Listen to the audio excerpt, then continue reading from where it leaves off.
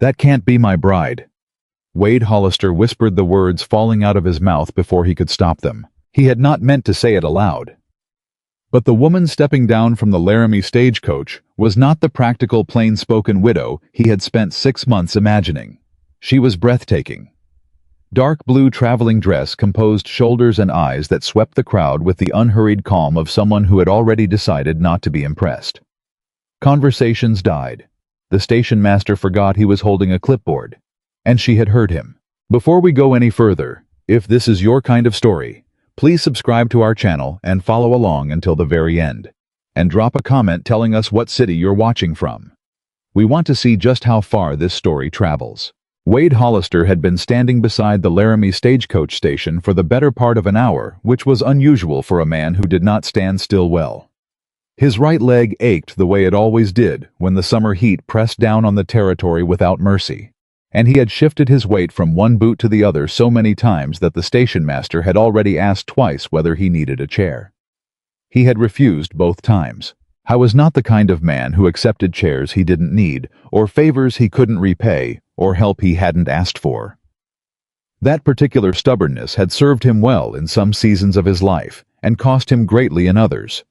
And at 36 years old, Wade Hollister knew the difference between the two, but didn't always manage to act on that knowledge in time to matter. The matchmaking agency out of Denver had sent 3 letters confirming the arrangement. He had read each one more times than he intended to admit. A woman named Delia Fairmont, 27 years of age, experienced in horse care and stable management, familiar with accounts and feed sourcing of sound health and serious disposition. The agency's language was careful and professional, and it told him almost nothing about who Delia Fairmont actually was as a person, but the letters she had written him herself over the past 6 months had told him considerably more than he had bargained for. She wrote about horses, the way most women of his acquaintance wrote about nothing at all, with precision, with genuine feeling, and without a single wasted word. She had opinions about hoof care and feed ratios, and the particular stubbornness of young geldings who decided they were done working before the morning was half gone. She had asked him in her 3rd letter what he did when a horse went off its feed, and a veterinarian was 3 days' ride away. He had answered honestly, including the 2 times he had gotten it wrong, and she had written back without judgment, offering 2 methods she had learned from her father's livery that he had never considered. After that letter, he had started looking forward to the post in a way he hadn't looked forward to much of anything in years. He had constructed a careful image of her. A practical woman. A capable woman. Someone who understood that a ranch like Sagebrush Crown was not a romantic prospect, but a working operation that needed a working partner. He imagined someone closer to 40, perhaps, with hands that showed she had spent her life doing real work. Someone the world had not paid excessive attention to, and who had therefore learned to rely on her own intelligence rather than other people's goodwill. He had not imagined this. The stagecoach door swung open, and the first thing Wade saw was the edge of a dark blue hem, and then the woman herself stepped down, and the entire station rearranged itself around her presence without anyone deciding to do so. She was not performing anything. She was simply arriving deliberately without apology, taking up the space she occupied, as though it had always belonged to her. Her face was calm. Her dark hair was pinned precisely, despite however many hours she had spent on that coach. She carried a leather satchel in one hand and held the coach rail with the other, long enough to confirm her footing, and then she released it and stood straight and looked out at the crowd with those unhurried eyes. "That can't be my bride," Wade said, and immediately wished the earth would open beneath his boots. She turned her head. Found him. He was apparently not difficult to spot, tall, scarred along the left side of his jaw and throat, standing slightly apart from the other. Waiting men with the rigid posture of someone managing discomfort, he refused to acknowledge. "If you are Wade Hollister," she said, and her voice carried without being raised, clear and steady as water over stone, "then I most certainly am, unless your letters contained another lie." The word landed between them like a stone dropped in still water. Not screamed, not accusatory in the way of someone making a scene, but precise. The kind of word chosen by someone who means exactly what she says, and has learned there is no advantage in softening it. "Another lie," he repeated. "You described Sagebrush Crown as modest," she said. "You described your circumstances as difficult. You described yourself as a man who needed a partner with practical skills rather than social ones." She tilted her head slightly, watching him with an expression that was not quite amusement, but was not far from it either. "You said nothing to indicate you would be standing at this station expecting someone other than the woman who wrote you 6 months of letters about horses and accounts." Wade opened his mouth, closed it again. "I did not say I was expecting someone other than you," he managed. "You said I can't be your bride," Delia replied, "which suggests you were expecting someone else." She picked up her satchel. "So either your letters misrepresented the situation, or your reaction to my arrival suggests you have expectations you did not disclose. I would like to know which before we spend another 5 minutes in this conversation." Wade stared at her for a long moment. Around them, people were doing a poor job of pretending they weren't listening. "The agency sent no photograph," he said finally. "No," she agreed. "I requested that they not." "And why is that?" She looked at him steadily. "Because I spent 3 years managing my father's livery stable in Ohio, Mr. Hollister, and in that time I learned that a certain kind of man will compliment your appearance and question your invoice at the same time. I wanted to find the man who would ask how I managed a feed shortage instead of asking whether I could sew. You were the only one." Something shifted in Wade's chest that he didn't have a name for yet.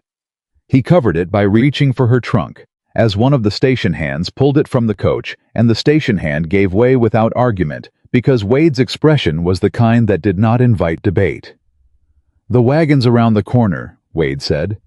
"I assumed there would be a wagon," Delia said, and followed him. They rode the first 2 miles in silence, which was not as uncomfortable as Wade expected. The territory spread around them in the full bronze heat of a Wyoming summer, and the woman beside him on the wagon bench did not fill the silence with nervous talk.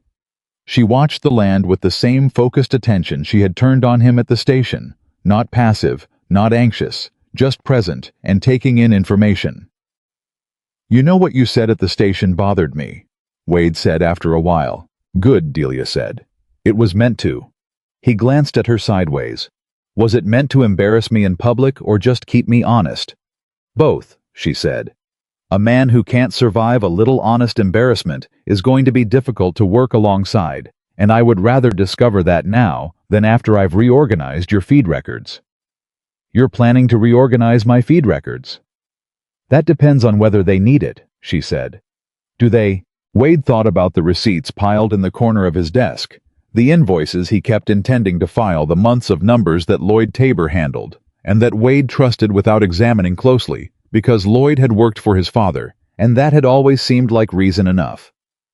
"Probably," he admitted. She nodded as though this confirmed something she had already suspected. "Then yes, I'll need access to everything. Feed medicine training records, the bank correspondence, any contracts you have outstanding." "The cavalry contract," Wade said. He felt her attention sharpen beside him. "You mentioned a military contract in your last letter but gave no details." 48 horses, Wade said. "Fort Russell Cavalry Remount Program. I have 45 days to deliver them trained, healthy, and inspected. If I don't, I lose the contract." He paused. "And the contract is secured against the ranch." The silence that followed was different from the comfortable silence of before. This one had weight. "If you lose the contract," Delia said slowly, "you lose the ranch." "Yes." "You didn't mention that in your letters." "No." She was quiet for a moment. "Why not?" Wade kept his eyes on the road ahead. "Because I didn't want you to come out here thinking you were rescuing a failing operation. I wanted you to come because the work itself appealed to you." Another pause. And then, "Mr. Hollister, the only thing more presumptuous than lying to a woman is assuming you know what she can handle and deciding on her behalf what she should be told." He felt the reprimand land, and because it was fair, he did not deflect it. "You're right," he said. "I should have told you." "Yes," she agreed. "You should have." The wagon rolled on through the heat, and by the time the outlines of Sagebrush Crown appeared in the distance, the low buildings, the wide pasture, the horses moving in the afternoon light they had established between them. Without formal discussion, the first rough terms of something that might one day become trust. Then they found the mare. She was down in the near pasture, and she had been down long enough that Wade knew the moment he saw her position that something was seriously wrong. He was off the wagon before it fully stopped his bad leg protesting the landing, and he crossed the pasture fence in the automatic way of a man whose body knows that terrain better than his conscious mind does. The mare was a dapple gray, 5 years old, one of the strongest animals in the contract herd, and she was lying on her side with her breathing too fast and her eyes showing too much white. When did she eat last? Delia was already beside him, kneeling in the grass, her good traveling dress apparently not a consideration. "Morning feed," Wade said. "Lloyd supervised it." "Which feed?" "New delivery came in yesterday. Lloyd signed for it." Delia bent over the mare, examined her gums, checked her belly carefully with both hands, leaned in close and smelled the animal's breath. Then she straightened and walked quickly to the fence line where the new feed bags were stacked under a canvas cover. She opened one, took a handful, examined it in the light, smelled it, set it aside. "This is contaminated," she said. Wade came to stand beside her. "The whole delivery? I don't know yet, but this bag certainly." She turned to look at the other horses in the pasture. "How many of them have been eating from this supply?" "All of them could have been," Wade said, and the cold that moved through him had nothing to do with the temperature. "It's the contract herd's main pasture. Then every horse in that pasture needs to be separated from this feed right now," Delia said, and her voice had changed, not louder, but more direct, with the particular clarity of someone who has assessed a situation completely and is operating from that assessment rather than from fear. "And we need to move the entire stack away from the other horses before dark. Lloyd handles the—" "I don't know Lloyd," Delia said, turning to face him squarely. "And right now I need to know whether you trust my read on this animal or not. Because if you do, we need to move in the next 10 minutes. If you don't tell me now." Wade looked at the mare.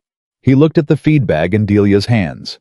He looked at the other horses drifting toward the fence line with the idle curiosity of animals who didn't know they might be in danger. "Tell me what to do," he said. They worked for the next hour and a half without stopping. Wade moved horses, while Delia directed methodically separating the contract animals from the contaminated supply and moving the entire delivery to the far side of the yard where no animal could reach it. The mare was walked slowly and kept moving because lying still was more dangerous now than movement, and 2 of the ranch hands came out to help when they saw Wade's expression. By the time the sun was low and the mare was standing wobbly but upright and drinking carefully from a clean trough, Wade's shirt was soaked through and his leg was screaming at him the way it did when he pushed it past reasonable limits. Delia was checking the mare's gums again, calm and methodical. Her hair considerably less precise than it had been 2 hours ago, and apparently unconcerned about the fact. "She'll need watching tonight," Delia said. "And I want to examine every other animal in that pasture before morning. Not because I think they're all symptomatic, but because I don't know yet how long that feed has been here." "Lloyd said it came in yesterday," Wade said. "Lloyd said it came in yesterday," Delia repeated carefully. "Did you see it come in?" Wade hadn't. He tried to remember when he had last physically overseen a feed delivery himself, and the answer was uncomfortable enough that he didn't say it aloud. Delia seemed to understand that from his silence. "I'm not blaming you," she said. "You're one man running a 40-horse operation under a deadline. Delegation is necessary. But whoever signed for that delivery either didn't check it or didn't want to check it, and either way, we have a problem. You think someone put something in the feed deliberately." "I don't know what I think yet," she said. "I know the feed is contaminated. I know your most valuable mare went down within hours of the new delivery. I know your contract depends on those horses staying healthy." She looked at him steadily. "Those are the facts right now. The interpretation can wait until we have more facts." Wade was quiet for a moment. "You've done this before," he said. "This kind of thinking." "What kind of thinking?" "The kind that stays with what it knows, instead of running ahead to what it's afraid of." Delia looked at him for a moment with an expression that was harder to read than her professional ones. "My father raised me to assess horses before I assessed people," she said. "And horses don't respond well to panic. They respond to clarity. People are not so different in my experience. The last of the light was fading, and Wade sent the hands to their supper and stood for a moment in the gathering quiet of the ranch yard, looking at the contaminated feed stacked well away from his animals, and the mare standing carefully at the clean trough, and the woman who had stepped off a stagecoach 8 hours ago and spent her first evening in Wyoming territory, preventing what might have been the end of everything he had left. "We should talk about the arrangement," he said. "We should," she agreed. "The matchmaking agency expects we'll be married within." "The matchmaking agency," Delia said, "is not present on this ranch. What do you expect?" He considered the question as seriously as it deserved. "I expect that you've traveled a significant distance under specific terms, and that I've already shown you I'm not entirely forthcoming about the state of my affairs, and that you have every right to be uncertain about the situation you've arrived into." "That is an accurate summary," she said. "I also expect," he continued, "that neither of us is the kind of person who makes permanent decisions in the middle of a crisis." She studied him for a moment. "Also accurate. Abigail Frost lives 2 miles east," Wade said. "She's a widow of good reputation. She has offered before to take in women who need respectable lodgings, and I believe her offer was genuine. If you stayed with Abigail during this period and worked here at the ranch during the day, that would give us both time to decide whether this arrangement is what we actually want, rather than what we said in letters." Delia was quiet long enough that he wasn't sure which direction her answer would go. "How long?" she asked. 45 days was already the time frame, he said. "Same as the cavalry deadline. So we decide at the end of the 45 days. If we still want to," he said, "without obligation." She looked at him for another moment, and whatever she was measuring in his expression, it seemed to come out satisfactory. "All right," she said. "But I want it clear between us that my contribution to this ranch during those 45 days is not contingent on any romantic outcome. If I help you prepare that herd, and we decide we don't suit each other, my work was still real work, and it deserves real recognition." "Agreed," Wade said without hesitation. She held out her hand. Not the way women at social occasions extended their hands, but the way you offered a hand to someone you were about to go into business with. He shook it. "Now," Delia said, letting go of his hand and turning back toward the feed yard. "Tell me everything you know about Lloyd Tabor and what his relationship has been with that feed supplier." Wade looked at her profile in the failing light. The set of her jaw, the direct angle of her attention, the way she moved between practicality and the next thing the situation required, without the self-consciousness of someone waiting to be told they were doing it right. He had been wrong, not just in what he'd said at the station. He had been wrong about what he was looking for, about what he needed, about what it might look like when it finally arrived. He did not know yet whether Delia Fairmont was the right woman to build a life alongside. But he knew as surely as he knew his own land that she was not what he had expected, and that she had already proved in the space of a single evening that his expectations had been too small. "Lloyd's been foreman for 11 years, Wade said, following her toward the lantern light of the barn. "I trusted him completely. Now I'm not sure I can tell you why." "That's the beginning of useful information," Delia said. "Keep going." The barn doors swung open ahead of them, and inside 47 horses waited in the yellow lantern glow, and outside, somewhere in the darkness of the Wyoming territory. The night held whatever came next. And Delia Fairmont, who had come 2,000 miles to build something real, walked into the barn without breaking stride. Lloyd Tabor was waiting for them when they came out of the barn. He was leaning against the fence post nearest the yard gate, with his arms crossed and his hat pushed back the way a man does when he wants to appear relaxed and hasn't quite managed it. He was 42 years old, thick through the shoulders, with a foreman's particular brand of authority that comes not from being given it, but from having held it long enough that everyone around him stopped questioning the fact. He looked at Delia the way some men look at things that have arrived without their permission. "Mr. Hollister," he said, not looking away from her. "Didn't realize you were planning to bring company into the barn at this hour." "Miss Fairmont is not company," Wade said.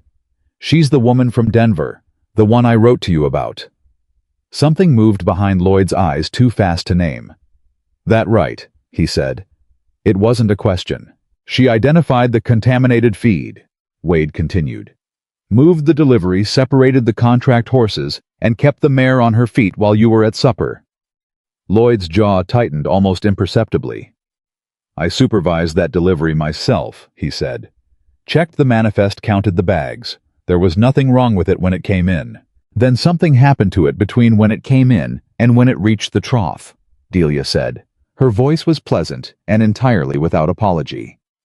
"Which means either the contamination occurred during storage, or the manifest you received was inaccurate, or someone adjusted the contents of those bags after delivery. I don't know which yet. I'll know more after I've compared the delivery invoices against the supplier records." Lloyd turned to look at her fully for the first time, and his expression settled into something that looked like patience, but functioned like a wall. "Ma'am," he said with the particular flatness of a man choosing that word deliberately, "I've been managing the supply chain on this ranch for 11 years. I think I know how to read an invoice." "I'm sure you do," Delia said. "Then you won't mind if I read them as well." The silence that followed was the kind that has shape and mass. Lloyd looked at Wade. "This is how it's going to be." "Miss Fairmont has my full support," Wade said. Lloyd uncrossed his arms slowly. "Right," he said. "Well, I'll be at the bunkhouse if you need me." He pushed off the fence and walked away without looking back, and his footsteps had the deliberate evenness of a man keeping himself in check. Delia watched him go. "He signed for the delivery," she said quietly. "You don't know yet that he did anything wrong," Wade said. "No," she agreed. "I don't. That's why I want to see the invoices." Wade brought her the full set of papers from his desk, or rather, he opened his desk drawer and pulled out what was there, which was less a filing system than an accumulation of documents that had been placed in the same location over a period of years without any organizing principle beyond gravity.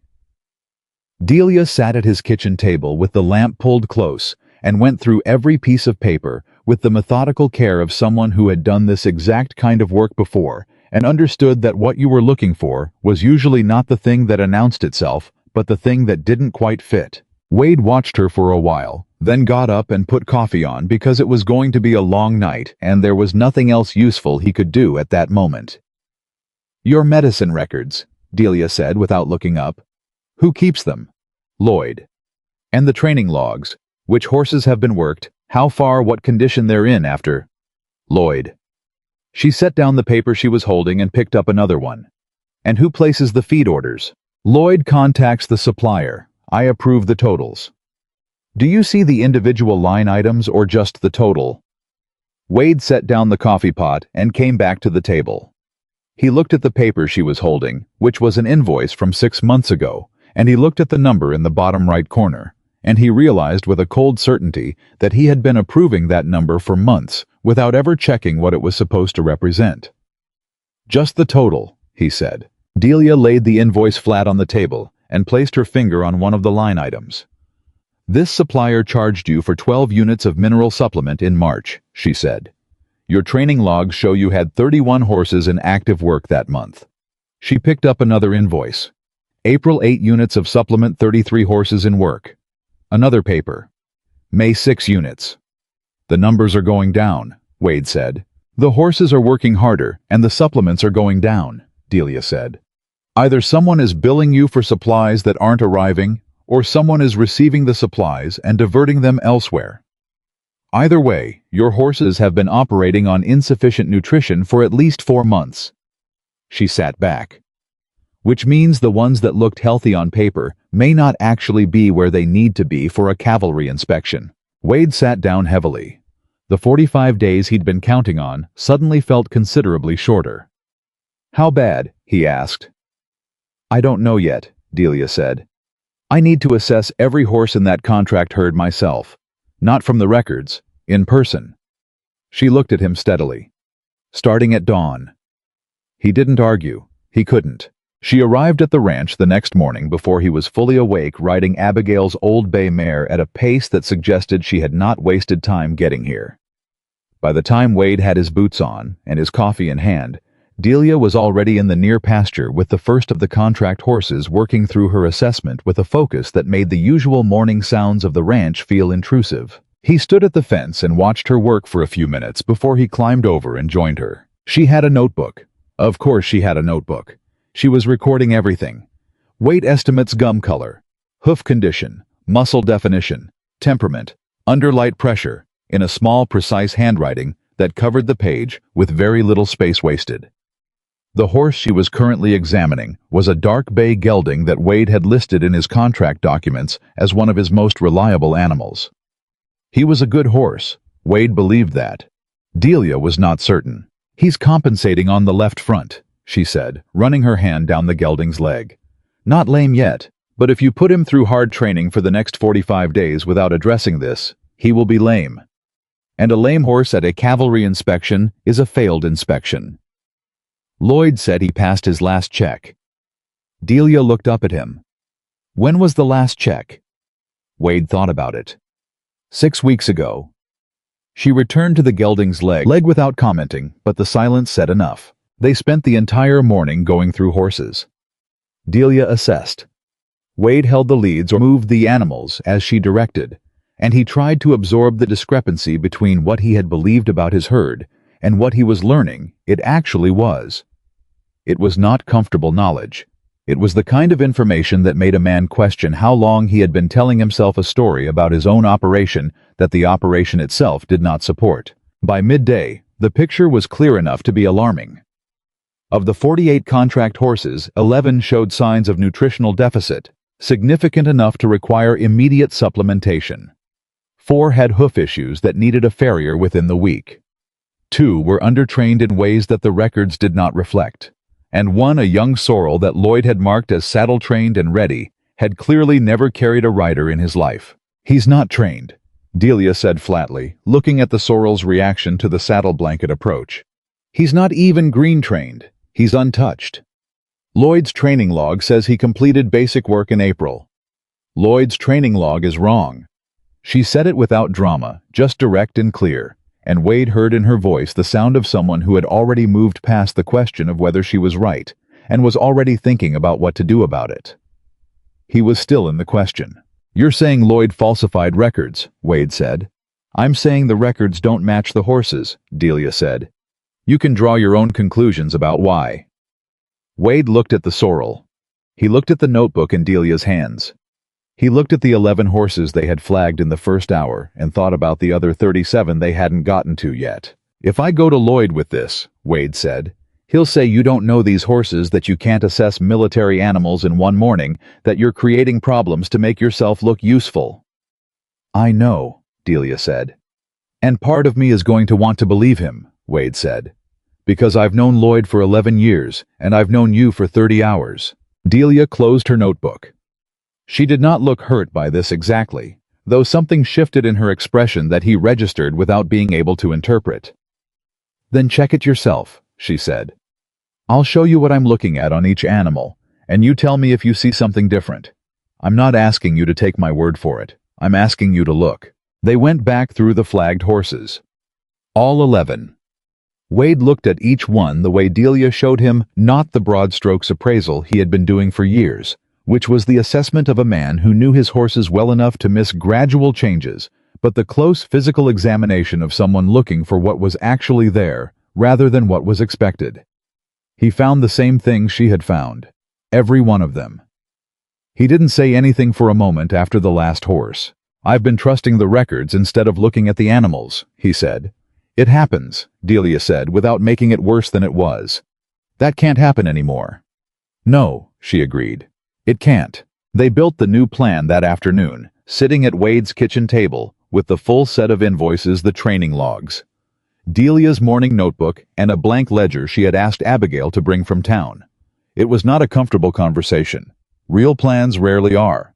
Comfortable plans are the ones that tell you what you want to hear, and the plan Delia laid out told Wade what the situation required, which was a different thing entirely. The timeline was brutal, but achievable if everything went exactly right, which it probably wouldn't, but the plan had to assume it would, because the alternative was not a plan at all.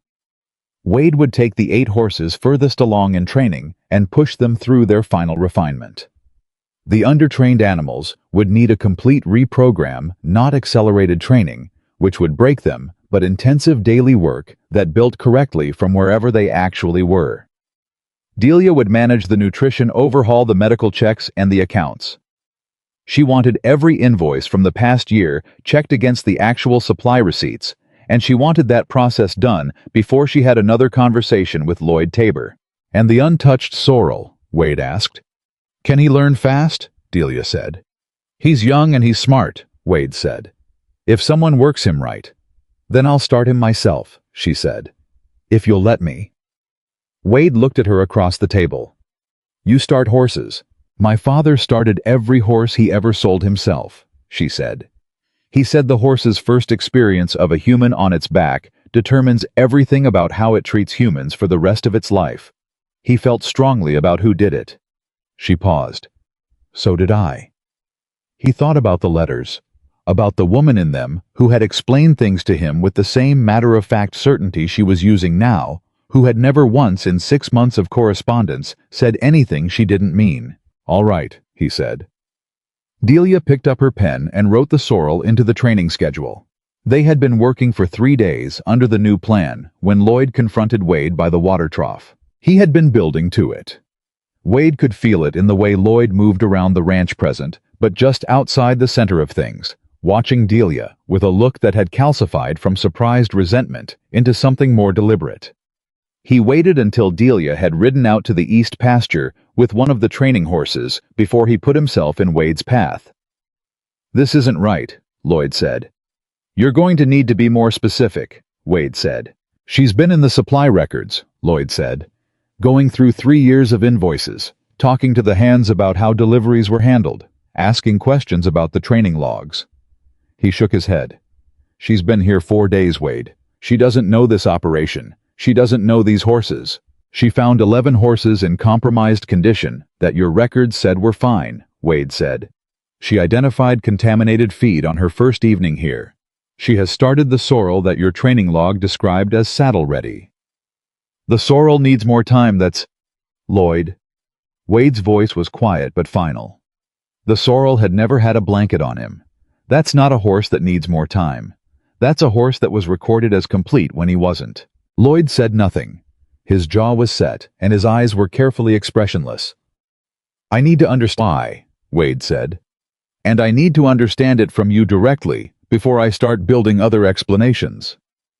"There's nothing to explain," Lloyd said. "Records get behind. It happens on any operation this size. Records don't get behind to the point that a horse is listed as saddle-trained when he's never been touched," Wade said. "That's not a clerical error. That's a record that says something that isn't true." "You're letting that woman turn you against 11 years, Lloyd said, and his voice had shifted from careful to something rawer. 11 years, Wade. I worked for your father before he died. I was here when you came back from the war with that leg, and everyone else said the ranch wouldn't survive another season. I kept this place running." Wade felt the weight of that. He was meant to feel it. He felt it. "I know what you did," he said, "and I haven't forgotten. Which is why I'm talking to you instead of taking this to the marshal." He let that settle. "But I need to see the original supplier receipts, not the invoices. The actual delivery receipts, the ones the drivers sign when the goods change hands." Something flickered across Lloyd's face. Too fast to name, but it was there.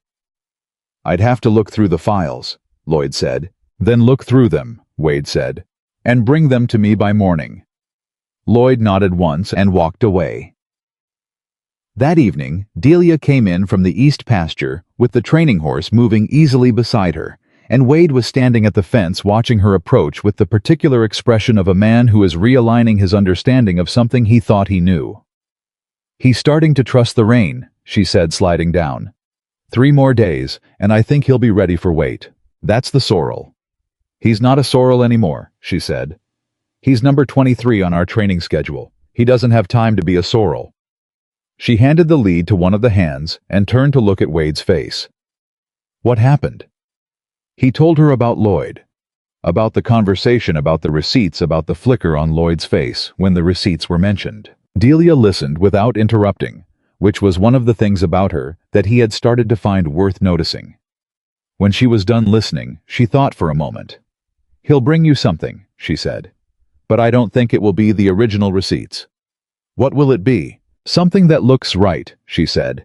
Something that covers the obvious discrepancies. She met his eyes. And if you accept it without having something to compare it against, you'll never know the difference. What do I compare it against? The feed supplier has to keep copies, she said. Every legitimate business transaction has a counterpart record. If Lloyd's receipts don't match what the supplier's copies show, we'll know. She paused. I'd like to ride into Laramie tomorrow and visit the supplier's office. I'll come with you, Wade said immediately. I'd rather you stayed here, she said. If Lloyd sees both of us leave together, he'll know what we're doing.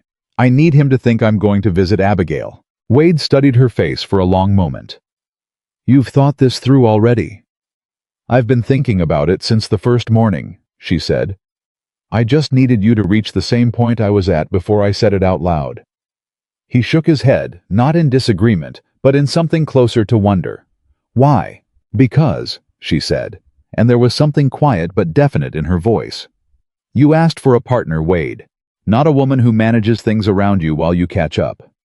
If I'd laid all of this out for you on day one before you'd seen it for yourself, it would have felt like I was here to run things instead of build something with you. She looked at him steadily. There's a difference. He stood with that for a moment. The evening was moving toward dark, and the horses in the near pasture were settling into their dusk rhythms, and somewhere in the middle of everything that needed doing, and everything that was at risk, and everything he still didn't know. He was standing here with a woman he had met 4 days ago, who had apparently been thinking about partnership at a level of sophistication he hadn't yet caught up to. I owe you an apology, he said. What for specifically? She asked. You've done several things worth apologizing for. Despite everything, something in his chest shifted that was not entirely without humor. At the station, he said. When I said you couldn't be my bride, I wasn't just surprised. I assumed that a woman who looked the way you do couldn't be the same woman who wrote those letters. I separated your appearance from your intelligence without meaning to, and that was wrong. Delia was quiet for a moment. I've been that separated my entire life, she said. By the men who ran their eyes over me and forgot to listen. By the court that decided a woman who looked like me couldn't possibly understand the business that fed her family. Her voice was even, but he could hear beneath it the specific exhaustion of someone who has said a version of this truth many times and is saying it once more because it needs to be said. I came west because I wanted to be somewhere that my hands mattered more than my face. They matter here, Wade said. It came out simpler than he intended, but he meant it without reservation. She held his gaze for a beat, and then she said, I know, that's why I'm still here. She picked up her satchel from the fence post. I'll ride to Laramie in the morning, have someone ready to work number 23 when I'm gone. She walked toward Abigail's direction, and he watched her go, and the night came down full over the ranch and inside the barn. 47 horses breathed in the dark, and somewhere in Lloyd Tabor's bunkhouse, a man was deciding what morning would bring. Wade did not sleep well. I was up before dawn walking the horse line, the way he did when his mind wouldn't settle, running his hand along necks and shoulders, feeling the warmth of animals who did not know they were at the center of something dangerous. The mare from the first night was steady on her feet. The 11 flagged horses were already showing improvement after 4 days of correct nutrition. The sorrel number 23 put his head over the stall rail and regarded Wade with the calm intelligence of a young horse who had decided that certain humans were worth his attention. You got started, right? Wade told him quietly. She made sure of that. At sunrise, Lloyd came to this barn with a folder of papers. He handed them to Wade with a composure that was slightly too composed, the look of a man who has rehearsed his steadiness. Wade looked through the papers. They were receipts stamped, signed, dated, showing deliveries that matched the invoice totals he had been approving. Everything in order. Every number accounted for. He put them on his desk and said nothing, because Delia had told him last night to say nothing to accept the papers. Thank Lloyd, and wait. She came back from Laramie by mid-morning riding faster than when she'd left. She came into the barn without stopping to tie the horse and found Wade at the training rail with number 23 on a long lead. I need to show you something, she said. She spread the supplier's copies on the top rail of the stall beside Lloyd's papers. The dates matched. The supplier names matched. The totals did not. In 14 separate deliveries over the past 11 months, the quantities recorded on the supplier's copies were higher than the quantities recorded on Lloyd's receipts, meaning Lloyd had been marking down what was received. And the difference in those quantities represented product that had been delivered and paid for, but had apparently gone somewhere other than Sagebrush Crown storage. Someone is selling it, Wade said. Or passing it somewhere, Delia said. Either way, the ranch paid for supplies that didn't arrive, and whoever arranged that has been doing it for almost a year. Wade looked at the two sets of papers side by side and thought about 11 years and his father's trust and the way Lloyd had looked when he mentioned the receipts yesterday. He was skimming from this ranch, Wade said, while I was preparing a contract that could save it. Yes, Delia said. And if the herd had failed, if the contaminated feed had taken the mare, or the inspection had found horses that didn't meet the standard. The ranch would have gone to the bank, Delia said, and Lloyd would have been the most reliable man at the failed operation, ready to be hired by whoever bought it next. The piece clicked into place with the sick certainty of something that should have been obvious sooner. Or ready to be hired by whoever arranged for the operation to fail, Wade said. Delia looked at him. That's the question I was going to ask you next, she said. Is there anyone with a reason to want this ranch to fail? Someone with money enough to make the failure profitable. Wade thought about the cavalry contract, about the other ranchers who had submitted bids, about the man who had come to his fence line 2 months ago uninvited and offered to purchase Sagebrush Crown at a price that was fair only if the property was worth considerably less than it was. Orson Kincaid, Wade said. Delia's expression sharpened. Who is he? The biggest horse dealer in the territory, Wade said. He wanted this contract before I bid on it. He made me an offer on the ranch last spring that I turned down. He looked at the two sets of papers on the rail. And he has enough money and influence to make a man like Lloyd believe he was in a safe arrangement.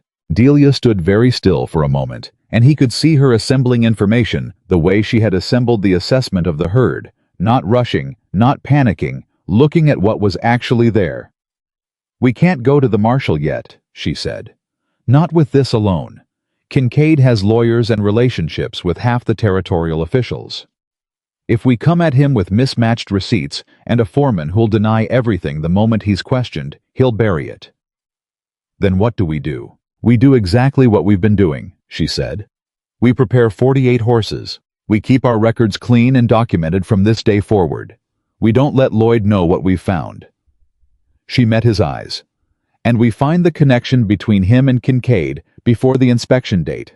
Because when we bring this to the marshal, we need it airtight. Wade looked at her for a long moment. Outside the ranch moved around them, the hands going about the morning work, the horses in the pasture, the whole ordinary machinery of a day that was not ordinary at all underneath. You came here for a ranch job and a husband, he said. Not for this. I came here for something real, Delia said. This qualifies. She picked up her notebook from the rail and wrote something at the top of a fresh page. He looked over her shoulder. She had written the date, and beneath it, Kincaid Connection, follow the money. Number 23 needs a second session this afternoon, she said without looking up. Can you manage it, or do you need me here? I can manage it, he said. Good, she said. Because I'm going to go through every remaining invoice from the past year before dark. She walked toward the barn door and then stopped and turned back. Wade, she said. Yeah. You were right about one thing at the station. She said it without particular emphasis, as though she were making a note in her book. A man who says the wrong thing out loud and then keeps going anyway is more useful than a man who says the right thing and stops there. She looked at him for a moment. I'm glad you kept going. Then she walked out, and he stood in the barn, with his hand on number 23's neck, and the two sets of receipts on the rail, and the full weight of everything that was at stake pressed around him on all sides. He had 41 days left. He had 48 horses to get to an inspection. He had a foreman who was working against him, and a dealer who wanted his ranch, and a woman who had come from 2,000 miles away, and in 8 days had seen more clearly than he had in years, and somewhere beneath all of it, something that had been very quiet inside him for a very long time was starting cautiously to make noise. He picked up the lead and turned back to work. The 31st day arrived the way bad days always do, quietly, without announcement, wrapped in the ordinary sounds of a ranch morning that gave no warning of what it was carrying. Wade was at the training rail before sunrise, running number 23, through his paces for the 14th consecutive morning, and the horse had become something genuinely impressive in those 2 weeks. Responsive calm under pressure, the kind of animal that moved as though it understood the work mattered. Delia had started him right, and the rightness of that beginning showed in everything the sorrel did now. Wade had started to think of the horse as proof of something, though he couldn't have said precisely what. Delia arrived at her usual hour earlier than the hands, and she came through the barn door with her notebook already open, and her expression carrying the particular quality it had when she'd been thinking since before she was fully awake. "I need to tell you something," she said without preamble. "Tell me." "I created 3 different versions of our inspection schedule last night," she said. "Different routes, different crossing points, different timing. I'm going to give each version to a different person. Caleb gets one, Martinez gets one, and Lloyd gets one." Wade looked at her steadily. "You're setting a trap." "I'm finding out where the leak is," she said. "There's a difference." "Lloyd's version," Wade said. "What's in it?" "His version says the herd will cross Willow Ravine Tuesday morning at 7, she said. "The others say different routes, different days." "And if Kincaid's men show up at Willow Ravine on Tuesday?" "Then we know," she said. They had been careful with Lloyd for 3 weeks. Careful and precise and completely steady, giving him nothing to confirm his suspicions, while continuing to build the evidence that Delia catalogued every evening in the locked strongbox she kept under the floorboard at Abigail's house. The supplier records were there. The altered invoices were there. A letter she had obtained through Abigail, whose late husband had been a postal clerk, and whose relationships with the Laramie business community were considerable, showing that Lloyd Tabor had opened a private banking account 8 months ago, with a deposit that corresponded almost to the dollar with the discrepancy in 1/4's feed receipts. What they did not yet have was the direct connection to Kincaid. Money was one thing. Money with a name attached to it was the difference between suspicion and evidence. "There's something else," Delia said. She closed her notebook. 7 horses are gone from the night pasture." Wade went still. "What?" "I did the morning count before I came to find you," she said. 7 animals, all from the contract herd. The western gate is closed and latched. No fence is broken." I was moving before she finished the sentence out of the barn and across the yard to the western pasture gate, and she kept pace with him without being asked. The gate was exactly as she'd described, closed, latched, undisturbed, not a wire bent or a post shifted. But on the far side of the gate, in the soft ground near the water line, the tracks were clear. Horses led, not driven, an unhurried procession of hoofprints, moving away from the ranch in the direction of the property line that bordered Orson Kincaid's land. Someone with a key had opened that gate and walked 7 horses out in the dark. "The night hand," Wade said. "Already checked," Delia said. "Remy was at the bunkhouse. He showed me his boots dry, no mud, no horse smell beyond what's normal." She paused. "He was drugged, Wade. He didn't know it, but he was practically incoherent when I found him this morning, and he had no memory after 8 o'clock last night." "His supper," Wade said. "Something in it," she said. "Abigail will know what to look for. She nursed half the county through the influenza outbreak 2 years ago." She met his eyes. "We can't report the horses missing yet. 7 horses gone from the contract herd, and we can't report it. If we report it now, the marshal will question everyone on the property. Lloyd will know we're onto him. Kincaid will be warned, and he'll move those horses somewhere we can't trace them before anyone gets a warrant." She held his gaze. "We have 11 days until the inspection. If we go at Kincaid too early, and he buries the evidence, we lose the horses and the contract and the ranch, and he walks away clean." It was the hardest thing she had ever asked him to do, and she knew it, and she said it anyway because it was correct. Wade turned away from the tracks and looked out across the pasture at the 41 horses still there, moving in the early light, unaware of what had just happened to their number. Then we get them back ourselves, he said. Not yet, Delia said. Tuesday, after Willow Ravine. The next 2 days were the longest Wade had spent on the ranch since the winter his father died. He worked the horses. He talked to Lloyd the way he always talked to Lloyd, steady and normal and giving away nothing, which cost him more than he had expected, because he had trusted this man for 11 years, and the betrayal was not clean.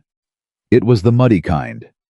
The kind that makes you question your own judgment, going back to the beginning, makes you wonder what else you missed while you were trusting the wrong person. Delia watched him manage it with a steadiness that he found increasingly to be one of the most remarkable things about her. Not because she was unaffected, he could see in the evenings when the day's performance was over, and they sat at his kitchen table, going over numbers that it cost her too. The sustained pretense, the careful management of information and expression.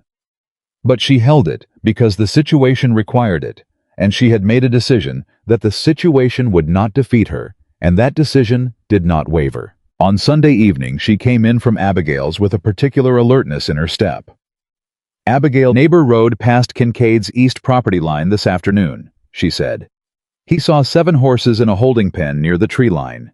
He didn't think anything of it at the time, but Abigail described our animals to him, and he confirmed the markings. They're still on Kincaid's land, Wade said. Still there, she said. Which means he hasn't moved them yet. He's waiting to see if the inspection fails first. She sat down across from him.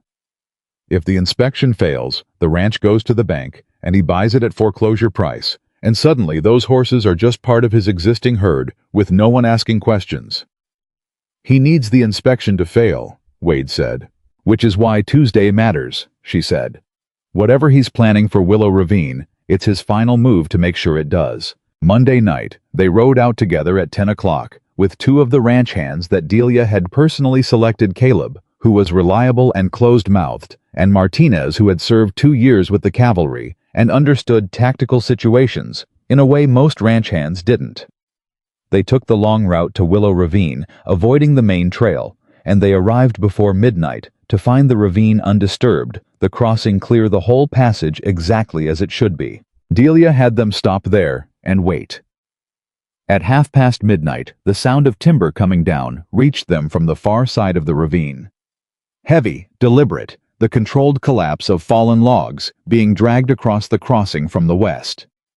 2 men working with purpose, blocking the passage, the way you would if you wanted to stop a horse herd that was due to cross at dawn.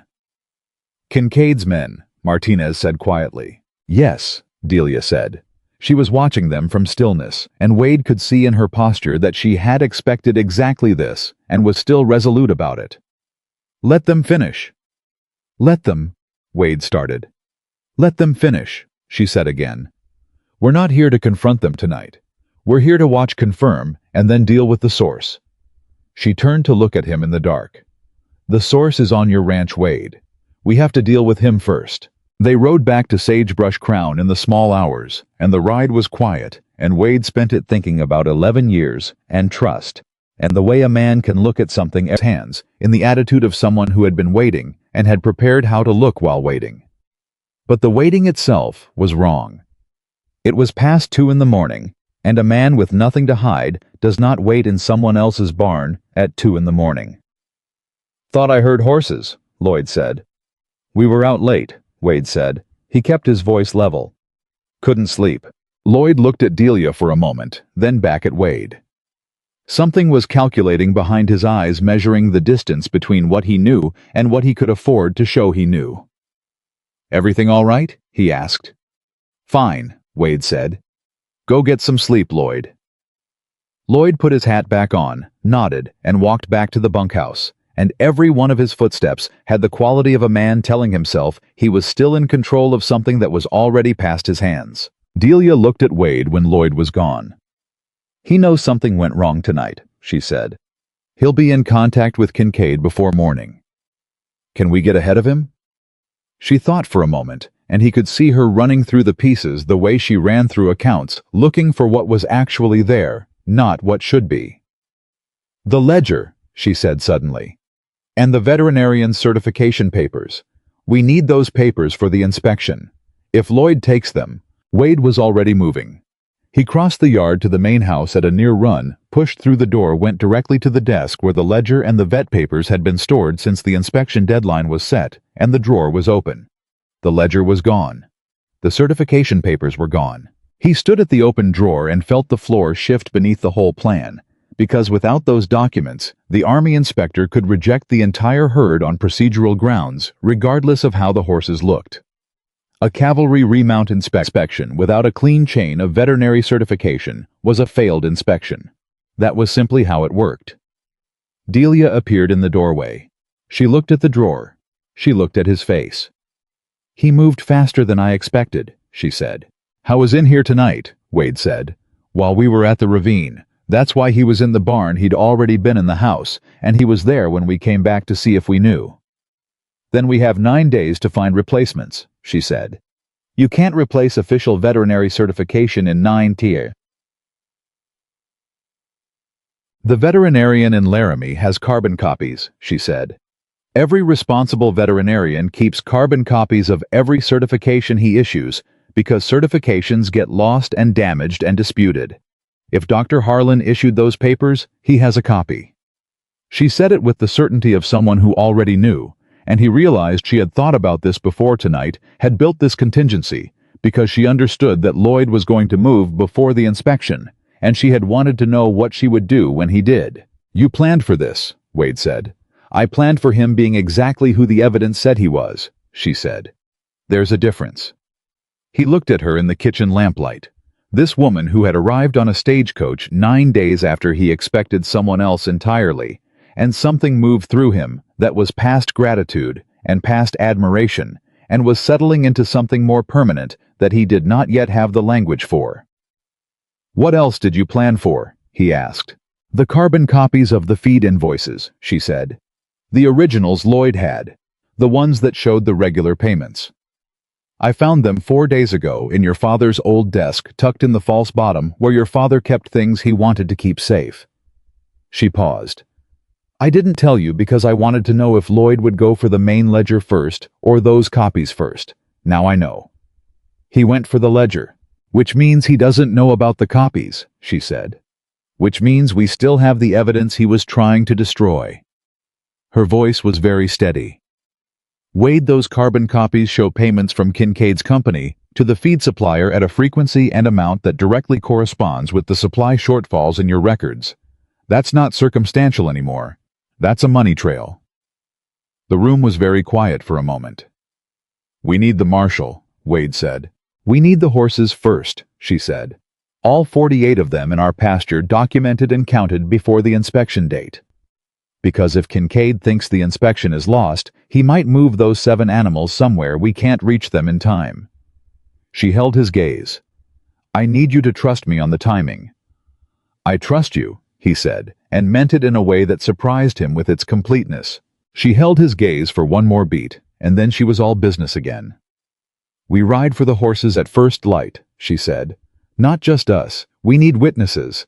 I want Caleb Martinez, Abigail's neighbor, Hector, and whoever else on this property has seen enough of what's been happening to stand and say so." She picked up her notebook from the table where she'd set it. "And I want to find Lloyd before we go, because whatever he's planning for this morning, I want him to see us leaving with every man we have." "To make him nervous," Wade said. "To make him make a mistake," she corrected. She went to the window and looked out at the bunkhouse, and then she turned back, and there was something in her expression that was not quite vulnerable, but was close to it, something that acknowledged briefly the weight of what they were carrying. "I've been here 26 days, she said. "I've reorganized your accounts, started a horse, built an evidence file, and run a counterintelligence operation against a man with 3 times your resources." She said it without pride, just as simple fact. "I want you to know I did all of it because I believed in what we were building here. Not because I was trying to prove anything." "I know that," Wade said. "I want to make sure you know it," she said. "Because what comes next is going to be hard, and I need us to be standing on the same ground when it happens." He crossed the kitchen to where she was standing, and he said simply, "We are." She looked at him for a moment. Then she nodded, and the moment closed, and she was back to the notebook. At sunrise they went for the horses. It was not a quiet operation. Wade rode out with 6 men at his back. Caleb and Martinez from the ranch Hector, and his brother from the neighboring property, and 2 others that Abigail had roused from their own operations, with a message that Wade Hollister needed witnesses, and would they come.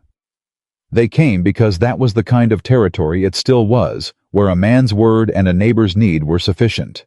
They found Kincaid's holding pen, with the 7 horses, exactly where Abigail's neighbor had described. Kincaid's hired men were there, 3 of them armed, unhappy to see the number approaching them. But there was a significant difference between armed men willing to work covert sabotage in the dark, and armed men willing to engage 6 ranchers in broad daylight in front of witnesses. The math didn't favor confrontation, and Kincaid's men understood math. "Those horses carry Sagebrush Crown brands," Martinez said loudly enough to carry. "Every man here has eyes." Kincaid's men looked at each other. The brands were not deniable. Wade took the horses. They rode back to Sagebrush Crown with all 7, and the counting of the herd that afternoon came to 48, and the number had never felt so much like a victory and a foundation at the same time. But Lloyd was gone. He had slipped out sometime in the morning hours while they were riding bunkhouse, empty personal effects, missing horse gone from the stall. The ledger and the certification papers went with him, and the particulars of where he had gone were not immediately clear. "He panicked," Delia said. "When he saw us leave with witnesses, he knew the calculation had changed." "And he's heading to Kincaid," Wade said. "Or away from Kincaid," she said. "If Kincaid is about to be exposed, Lloyd is a liability. Kincaid will know that." The implications of that sat between them for a moment. "Then Lloyd is also in danger," Wade said. "Yes," she said, "which changes some things." Wade sent Martinez to the marshal's office in Laramie with the carbon copies Delia's evidence file and a letter he wrote himself that laid out the full sequence of events from the contaminated feed to the stolen horses to the blocked ravine, with dates and names and every piece of documentation they had.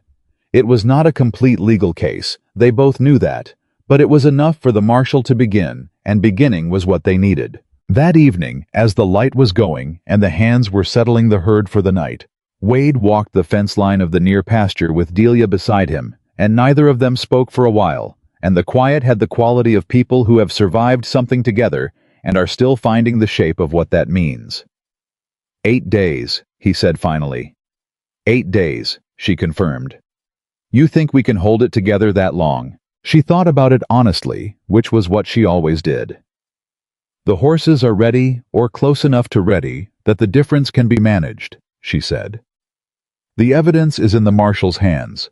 Kincaid doesn't know yet what we sent or when. If Lloyd finds his conscience before Kincaid finds him..." She stopped. The sound reached them both at the same moment, not close but coming from the south, and the color of it wrong. The color of smoke. Wade turned, and what he saw moving across the dark edge of the southern horizon was not what he had wanted to see in 8 days and one inspection away from everything he had worked toward. Fire. Prairie fire. Moving west to east, which meant moving directly toward the open pasture where the main body of the contract herd was grazing. And somewhere in the darkness between the fire's origin and the ranch, a fence line that Delia saw had been cut before the fire was set. 3 clean sections, the kind of cut that's made with purpose, that opens the pasture to the open country. Beyond that gives frightened horses nowhere to go but out and running. "He's making his final move," Delia said, and her voice was absolutely level, and she was already turning toward the barn. "Delia, I know," she said. "I know what you're going to say. But if those horses scatter into open country tonight, we don't get them back before the inspection. And if we don't get them back..." "Then everything was for nothing," he finished. She stopped and turned and looked at him, and in the growing light of the fire on the horizon, her face was clear and certain and completely without flinching. "Then we don't let them scatter," she said. She pushed through the barn doors, and Wade was right behind her, and inside the horses already knew something was wrong. The smell of smoke reaching them. The nervous shifting that precedes panic, and there were 8 days and 48 horses and one final test standing between everything that mattered and the fire coming across the flat dark land toward Sagebrush Crown. And Delia Fairmont, who had come to Wyoming to build something real, looked at the hands who came running at her call, and said clearly, and without hesitation, "I need 3 teams, and I need them now. Listen carefully, because I'm only saying this once." The fire moved, the way disaster always moves faster than your best plan, and slower than your worst fear, which means it gives you just enough time to make the difference if you don't waste a single second of it. Delia split the hands into 3 teams before the last of them had finished pulling on their boots. Martinez took the south fence with 2 men and the grain wagon tasked with creating a channel, a visible, accessible corridor of grain sent that frightened horses would follow over open flight if they had been well handled enough to trust a human voice in a crisis. Caleb took the east line with Hector to hold the creek crossing, because the shallow water was the natural boundary, and a horse running blind from fire would stop at water if it hit water before it hit open country. Wade rode south with the remaining 2 hands toward the cut fence sections, because the fence had to be closed not perfectly, not with wire and posts, but closed enough to redirect animals that were running on instinct rather than thought. And Delia took the center. She rode into the near pasture on the bay mare, with nothing but a lead rope and her voice, and she started moving horses. Not chasing them, not driving them, moving them the way her father had taught her, with pressure and release, reading each animal's panic level and giving it just enough direction to feel like choice rather than force. A panicked horse that feels forced runs harder. A panicked horse that feels guided runs toward something instead of away, and toward something is what she needed. "Talk to them," she said to the hand riding beside her, a young man named Eli, who was green enough to be scared, but experienced enough to know scared was the wrong energy right now. "Not loud, low, even, like you know where you're going." "Do we?" Eli asked. "The creek," she said. "Keep moving." The smoke was thickening to the south, but the wind was holding east, which was the single piece of luck in the entire situation, and Delia was moving through the herd counting as she went. The way you count in chaos, not waiting for stillness, just keeping the number in your head and adjusting it constantly, and trusting the number to tell you when you've lost someone before your eyes do. 39, 40, 41. The sorrel number 23 was the problem. He was young, and young horses in fire situations have no library of experience to draw from, nothing that tells them that the human on the horse beside them has done this before and can be trusted. He was tight against the far fence, and his eyes were white-rimmed, and his breathing was the shallow, fast kind that precedes a bolt. Delia rode to him alone, left Eli to keep the main group moving, came up alongside the sorrel at an angle that didn't threaten close enough to touch his neck, and she put her hand on him, and she talked. Not words that meant anything, but sounds that carried what she needed him to feel, that she was not afraid, that she knew the way that he could follow. The sorrel trembled under her hand for a long moment. Then he stepped forward.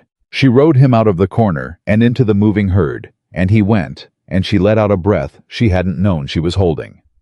42, 43, 44. At the south fence, Wade reached the cut sections with the 2 hands at his back, and they were not the only ones there. A horse was down in the trampled ground near the gap, not injured, just confused, circling in the cut fence opening, unable to decide which direction represented safety. Wade was off his horse before the animal fully stopped, bad leg or not, and he went to the downed horse on foot, caught the halter, got the animal upright and moving, and the 2 hands behind him pulled the wagon across the gap to block it. Not a repair, just a wall. Good enough for animals running in a group that would turn from a solid obstacle, because turning was easier than stopping. "Hold it," Wade told them. "Whatever comes, hold it." The fire reached the south pasture edge, and the light of it was enormous, and for approximately 45 seconds, Wade stood at that wagon with his hands on the wood, and the heat pressing at his face, and the sound of horses and men and fire, all mixing into something that required him to be very still and very certain, because the horses behind him needed certainty more than they needed anything else. They held at the creek. Caleb and Hector were in the water to their knees, arms spread, voices steady, and the first horses that hit the creek line slowed, because the water was real, and the men were real, and the men were not running.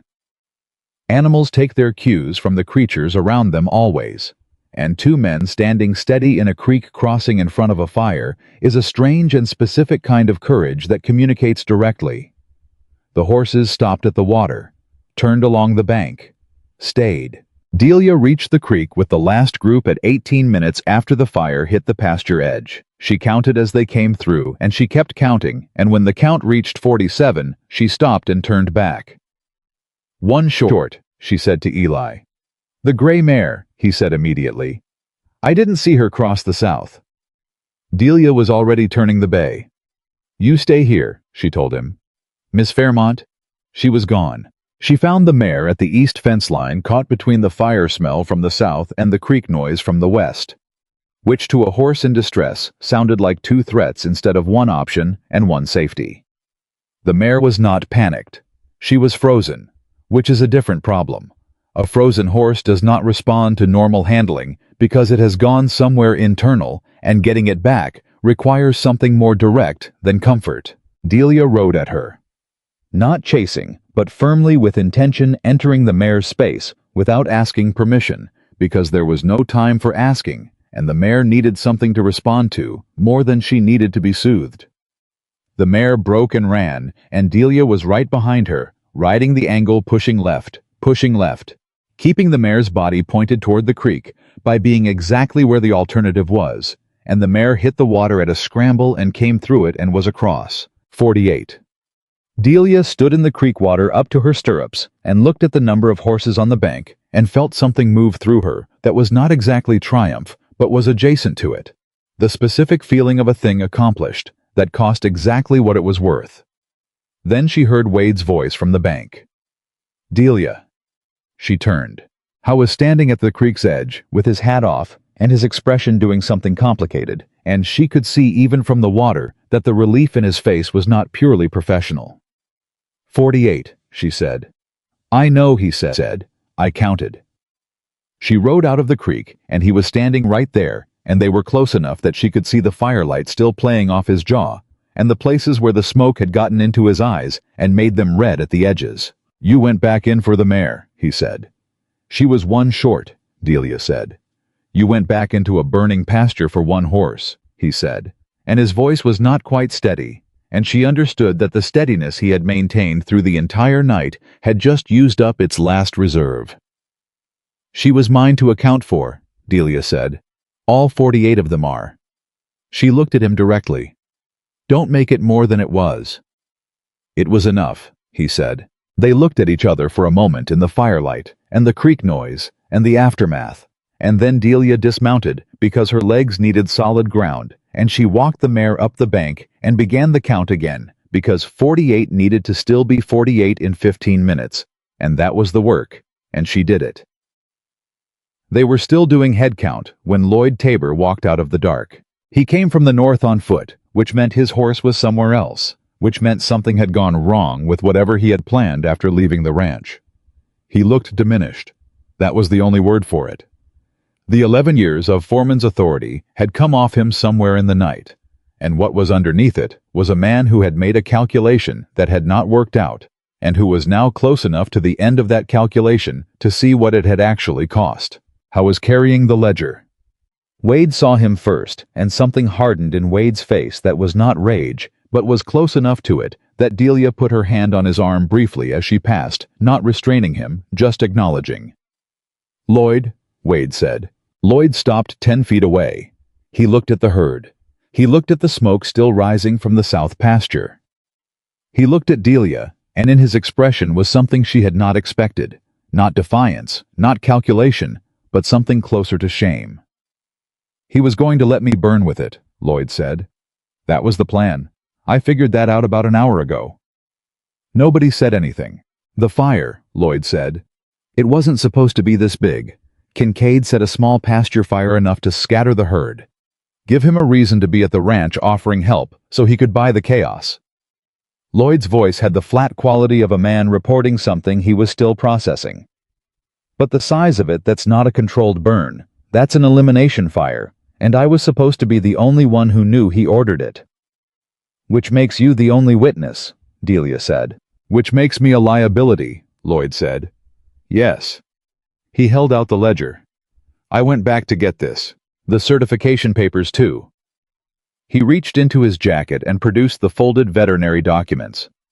I figured if I was going to be a liability anyway, I might as well be useful." Wade took the ledger. He took the papers. He held them for a moment and looked at the man who had worked for his father and then worked against him, and he said the most controlled thing he was capable of saying. "Why did you do it?" Lloyd was quiet for long enough that it wasn't evasion. It was the genuine difficulty of answering honestly. "Kincaid offered me a foreman position at his operation," Lloyd said. "Full management, real wage, said Sagebrush Crown was going under anyway, and I'd be a fool to go down with it." He stopped. "I believed him, and I was angry that you didn't, that you kept pouring yourself into this land when anyone could see it was failing." He paused again. "I was wrong about which part was failing." Wade said nothing for a moment. The weight of 11 years was in that silence, all the good parts and the bad parts together. And Delia did not try to fill it, because some silences need to stay empty long enough to be fully felt. "You'll testify," Wade said finally. It was not a question. "Everything," Lloyd said. "Where the money went, what Kincaid's men did, who set the fire. Everything." He looked at the ground. "It won't fix it. I know that." "No," Wade said. "It won't." He picked up the certification papers from his own hand and held them. "But it's the lawful thing, and that still means something out here, whether you remembered it on your own or got pushed into it." He looked at Caleb. "Take him to the marshal in the morning. I want Martinez to ride ahead tonight with a message." He handed Caleb the carbon copy evidence file that Delia had rebuilt from memory after Lloyd took the originals, because she had done that quietly, systematically 3 days earlier, because she had not trusted that the originals would stay safe. "Tell the marshal we have a witness now, and we have enough." Caleb took the file and looked at it, and then looked at Delia. "You made copies," he said. "I always make copies," she said. The fire burned out by morning, contained by the creek and the wagon barrier and the absence of wind that might have made it catastrophic. The south pasture was damaged, a significant section of good grazing land gone, but the fence line was intact beyond the cut sections, and the water troughs on the north side were untouched, and 48 horses stood in the creekside pasture as the sun came up and the smoke settled into memory. 7 days. Wade stood the inspection timeline in his head, the way he'd been standing it for weeks, turning it over, checking for weakness. 7 days, with all 48 horses, present the ledger, recovered the certification papers in hand, a witness ready to testify, and a money trail documented in carbon copies that currently lived in Delia's locked strongbox at Abigail's house. Kincaid did not yet know how thoroughly the night had failed him. Delia found Wade at the north pasture fence that morning, looking at the herd with the expression of a man taking inventory of something he had almost lost. "We need to talk about the inspection presentation," she said. He turned. She was carrying the notebook, which at this point felt like a natural extension of her hand, and she had clearly been awake considerably longer than him in the post-fire hours, because her notes covered 3 fresh pages. "You want to present to the inspector," he said. "I want to be present when you do," she said. "There's a difference. The accounts, the veterinary records, the training documentation. I put those together, and if there are questions about the numbers, you need someone who can answer them without hesitation." She met his eyes. "This is still your ranch and your contract. I'm not trying to stand in front of that." "What if I want you to?" he said. She looked at him steadily. "Then say so clearly." "I want you there," he said. "Not because I can't answer the questions. Because you built the answers, and you should be there when they matter." She nodded and wrote something in the notebook, and he had the feeling she was noting it less as a task and more as something she wanted to remember. They spent the next 4 days in the final preparation, not the crisis management of the past month, but the clean, disciplined work of people who know what they're doing and have built the systems to do it. The horses were where they needed to be. The nutrition had been correct for 30 days now, and it showed in their condition, their response, their willingness. Number 23. The sorrel that had never been touched when Delia arrived moved through his paces with the unhurried confidence of an animal that had been started right and built on a solid foundation. Wade watched him one evening from the fence rail and found himself thinking about foundations. "Can I ask you something?" he said when Delia came to stand beside him. "You've been asking me things since the station," she said. I don't see why you'd stop now. Back in Ohio, he said. The court that took the stable from you. You said they ruled a woman couldn't manage it. Effectively, she said. The language was more polite than that. Did you fight it? She was quiet for a moment. As long as I had legal standing to. And then I didn't have standing anymore because the court had given management to the partner, and the partner sold the assets, and the assets included the tools I would have needed to rebuild. She said it without bitterness, which impressed him more than anger would have, because bitterness would have been easy, and this was not. So I came west, because out here, a woman with skills either makes herself useful or she doesn't, and nobody has yet managed to write the law quite as specifically against that. The partner, Wade said. Was he someone your father trusted? She looked at him. Yes, she said. He looked back at the sorrel. I'm sorry about Lloyd, he said. Don't be sorry on my behalf, she said. It wasn't done to me. It was done in front of you, he said. And you watched me struggle to see it for 2 weeks because I was too attached to what I thought I knew. She leaned on the fence rail. You got there, she said.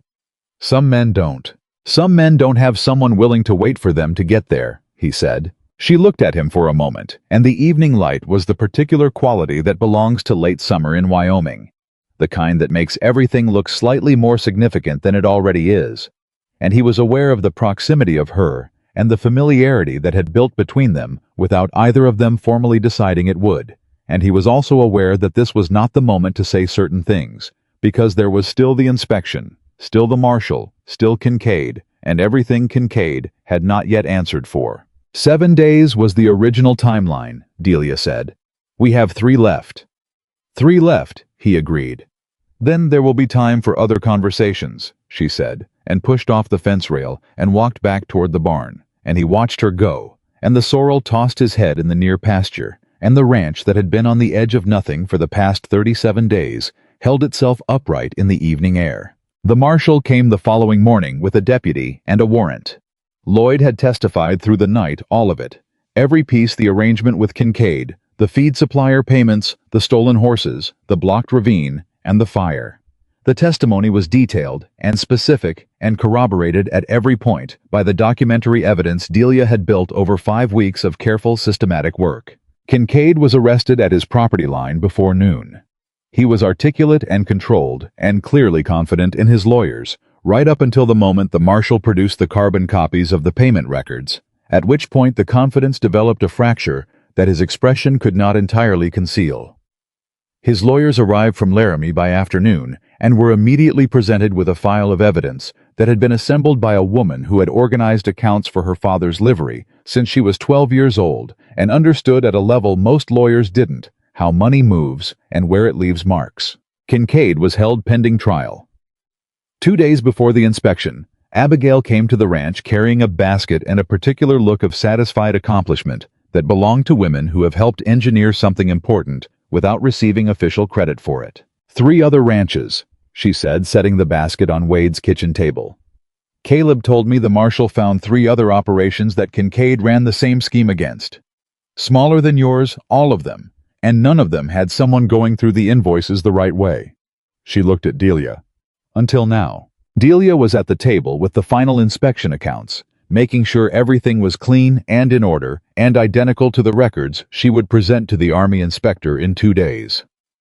Are the other ranchers going to be compensated? She asked. The marshal thinks so, Abigail said. Kincaid has significant assets, and the territorial court can direct compensation as part of sentencing. She paused.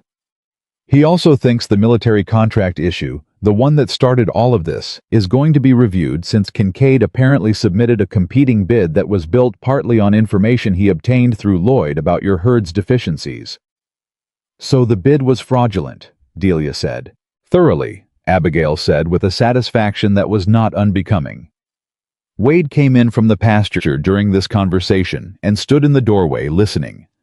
And when Abigail had finished, he looked at Delia with an expression that she had learned to read over the past 5 weeks. The one that meant he was about to say something he had thought about carefully, rather than something that had simply arrived in his mouth. The compensation from the marshal's assessment, he said. It'll cover the pasture damage and then some. Good, she said. I want to use part of it to establish the breeding program, he said. Formally, with proper documentation and a business structure that records your ownership before we have any other kind of discussion. Delia set down her pen. Before, she said. Before, he confirmed. Your place here doesn't depend on anything else. I want that in writing, and I want it done by the Territorial Recorder's Office. Abigail, from her position at the kitchen table, made the expression of a woman who is refraining from comment out of respect for the moment, rather than lack of opinion. Delia looked at Wade steadily for a long moment. That's not a small thing to offer, she said. It's the right thing, he said. Which you taught me is usually the same as the necessary thing. He held her gaze. Will you accept it? She thought about the livery in Ohio, about the court and the partner and the tools that had been the assets and the assets that had been sold. She thought about what it meant to have a place that was yours on paper, not by relationship, not by gratitude, not by the willingness of someone else to allow it, but by law. Yes, she said, I'll accept it. Abigail made the comment she had been refraining from. Well, it's about time somebody did something intelligent around here. The inspection. Morning arrived with the particular quality of days that have been earned clear and quiet, and carrying the weight of everything that preceded them. Wade was up before dawn walking the horse line, touching necks and shoulders, feeling the steadiness of animals that had been through fire and disruption and had come through it sound. 48 horses, every one of them present.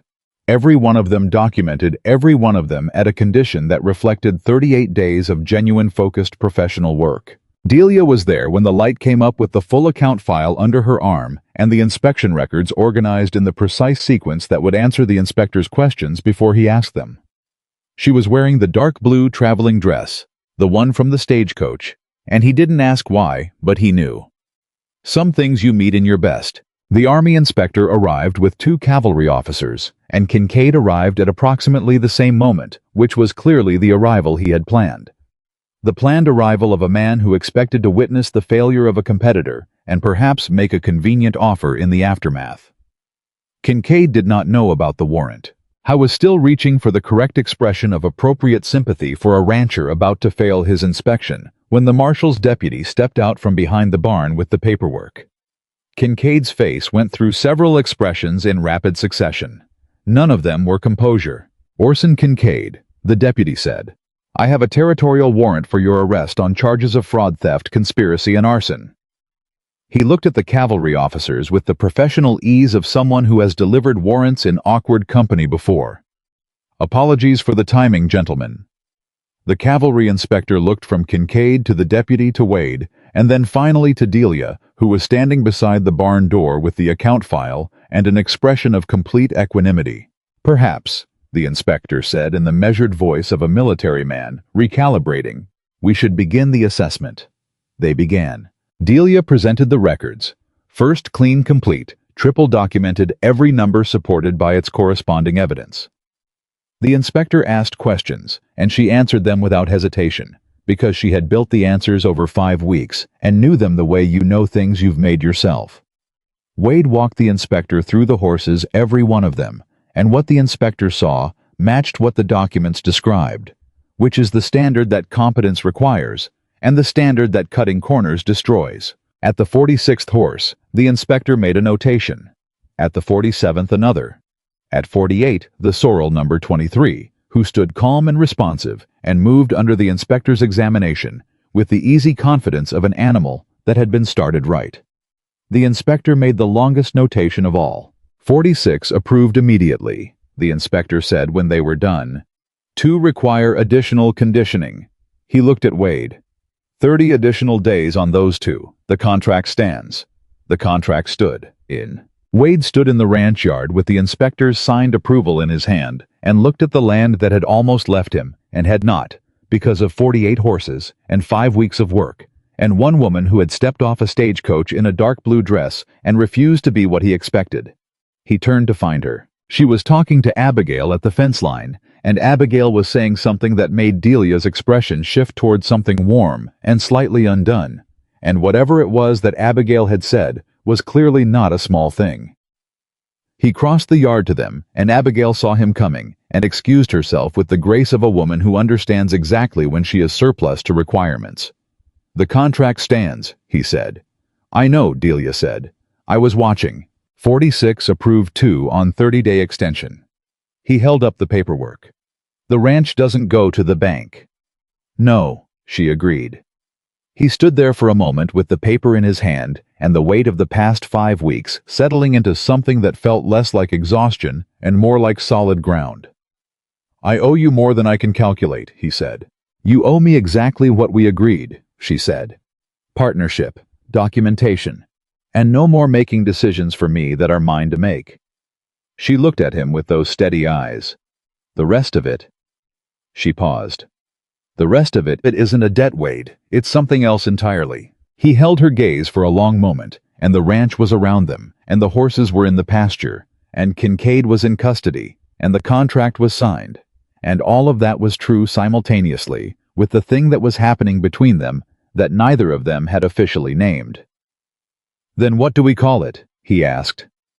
She looked at him for a beat, and something in her face was quieter and more unguarded than he had seen it through all 5 weeks of crisis. "We call it a beginning," she said, "and we see where it goes." He nodded, put his hat back on, looked out at the land. "The breeding program documentation needs to be filed this week," he said. "I know," she said. "I drafted it last night." He almost smiled. "Of course you did." "Also," she said, "number 23 needs a real name. He's earned one." Wade looked at the sorrel who was standing at the pasture fence, regarding them with the calm intelligence that had been there since the first morning Delia brought it out. "What did you have in mind?" he asked. She considered for a moment. "Proof," she said. "His name is Proof." Wade looked at the horse, looked at her. "Proof," he said. "That starting something right matters more than starting it fast," she said. "And that what you build on a real foundation," she met his eyes once more, "tends to last." The 30 days that followed the inspection were the quietest Sagebrush Crown had known in years, and quiet on a working ranch is not the absence of sound. It is the presence of the right kind of sound. Horses moving. Work being done. People talking to each other the way people talk when they are not afraid of what the next hour will bring. Wade noticed the difference in his own body first. The particular tension that had lived in his shoulders since the cavalry contract letter arrived, the one that had been there so long he had stopped registering it as tension and had simply accepted it as the natural condition of his spine, was gone. He would reach for it sometimes in the early morning, the way you reach for something that has always been in a certain pocket and find it absent and have to remember why. Delia noticed it too, though she said nothing about it directly. She said things sideways the way she always did when something mattered. A comment about Proof's movement, that was also a comment about patience. A question about the winter pasture rotation that was also a question about the future. She had been doing this since the beginning, he understood now. She had been talking about 2 things at once from the first conversation at the station, and he had only started hearing the second layer around week 3. The breeding program documentation was filed with the territorial recorder on the 6th day after the inspection. Wade rode into Laramie himself with the papers and stood at the recorder's desk while the clerk copied the details into the official ledger, and when the clerk stamped the document and handed back the certified copy. Wade held it for a moment before he tucked it into his jacket. Delia Fairmont, partial owner of Sagebrush Crown breeding operation. Her name in the territorial record, before anything else, before any ceremony, before any change of her last name, before any arrangement that could have made the ownership contingent on the personal relationship rather than the professional one. He had promised her that. He had delivered it. When he brought her the certified copy that evening, she looked at it for a long time without speaking. Long enough that he started to wonder if he had done something wrong in the paperwork. Then she folded it with a precision that he recognized as the kind of care you give something you intend to keep, and she put it in the inside pocket of her working coat against her chest, and she said, "Thank you, Wade," in a voice that carried considerably more than those 3 words. He said, "You earned it," and meant it completely.